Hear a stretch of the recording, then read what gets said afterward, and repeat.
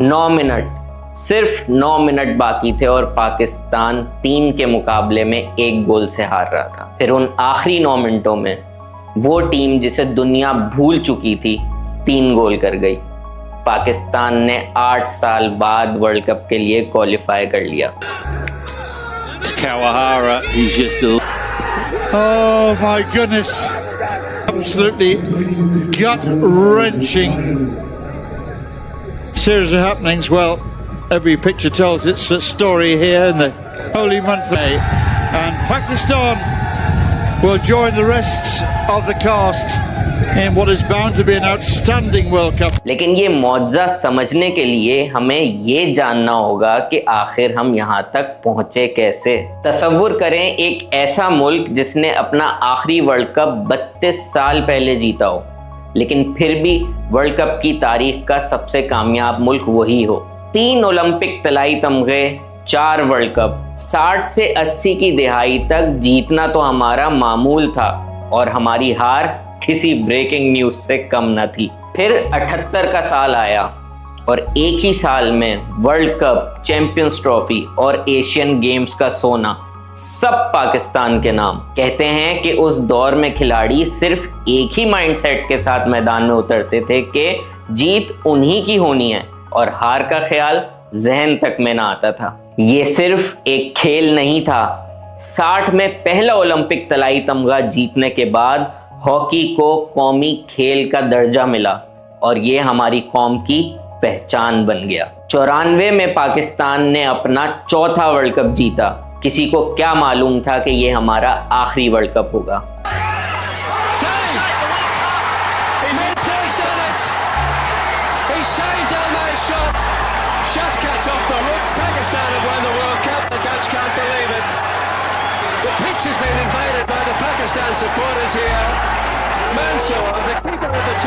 उसके बाद से अब तक पाकिस्तान ने कोई वर्ल्ड कप नहीं जीता और 92 के बाद से कोई ओलंपिक मेडल नहीं। सवाल ये है कि बादशाह गिरे क्यों? जवाब मैदान में नहीं, मैदान के बाहर है। पहली वजह ये कि घास की जगह मसनूई टर्फ ने ले ली और ये खेल रफ्तार और फिटनेस का हो गया और हमारा फन, हमारा कलाई का जादू सब पीछे रह गया। दूसरी वजह पैसा। हॉकी फेडरेशन का सालाना बजट 40 लाख रुपए और एक गैर मुल्की दौरे का खर्च 3 करोड़ रुपए।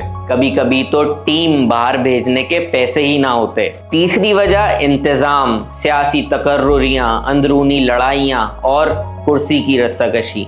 अकेडमियां बनाए जाने के बजाय ओहदे बचाए जाते रहे। पाकिस्तान हॉकी फेडरेशन, जो पाकिस्तान स्पोर्ट्स बोर्ड और बैनुस-सूबाई राब्ते की वजारत के मातहत चलती है, बरसों से बदलती कमेटियों और सियासी तकर्रुरियों के सहारे चली। फरवरी 2026 में ऑस्ट्रेलिया की रुसवाई के बाद वजीर आज़म को तहकीकात का हुक्म देना पड़ा और फेडरेशन के सरबराह को मुस्तफ़ी होना पड़ा। चौथी वजह क्रिकेट। जैसे जैसे क्रिकेट का सूरज चढ़ता गया, हॉकी का साया ढलता गया। पैसा, तवज्जो, स्पॉन्सर्स सब एक तरफ चले गए। जिन हाथों ने इस मुल्क को इज्जत दी, आज उनकी विरासत के पास एक ढंग का मैदान नहीं। ये एक खेल का सवाल नहीं, एक टूटे हुए वादे की कहानी है। एक आईना है जो सबसे ज्यादा चुभता है, भारत। वही टर्फ, वही दौर, वही मुश्किल, लेकिन मुख्तलिफ अंजाम।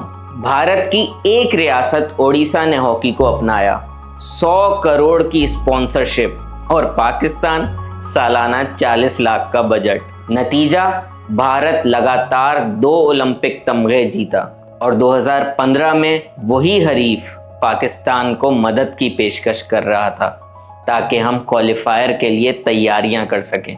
2026 में पाकिस्तान हॉकी अपनी सबसे बड़ी रुसवाई तक पहुंची। ऑस्ट्रेलिया के दौरे पे खिलाड़ी एक गेस्ट हाउस में बर्तन धोते हुए पाए गए। वजीर आज़म ने तहकीकात का हुक्म दिया।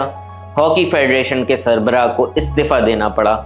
ऐसा लगा जैसे कौमी खेल अब आखिरी सांसें ले रहा हो। मगर वो हाथ जो कभी तमगे उठाया करते थे, हसन सरदार, सलाउद्दीन, दोबारा आगे बढ़े, बादशाहत के वारिस और अब कौमी टीम की वापसी के मेहमान। एक नया कोच ऑस्ट्रेलिया का कॉलिन बेच, एक नया कप्तान अम्माद बट और एक नई मंजिल एम्स्टलवीन वर्ल्ड कप। मगर ये वापसी रातों रात नहीं हुई।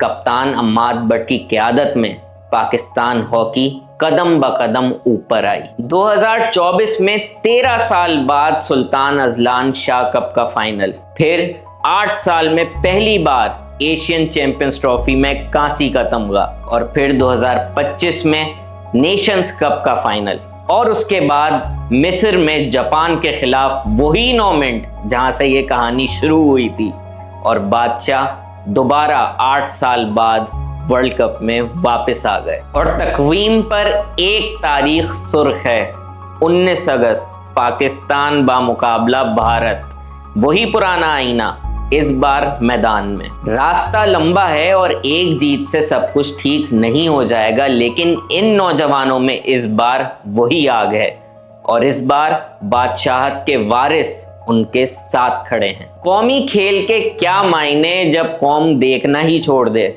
इस सवाल का जवाब उन्हीं 9 मिनटों में है जहां से ये कहानी शुरू हुई। बादशाह गिर सकते हैं, सवाल ये है क्या दोबारा उठ सकते हैं?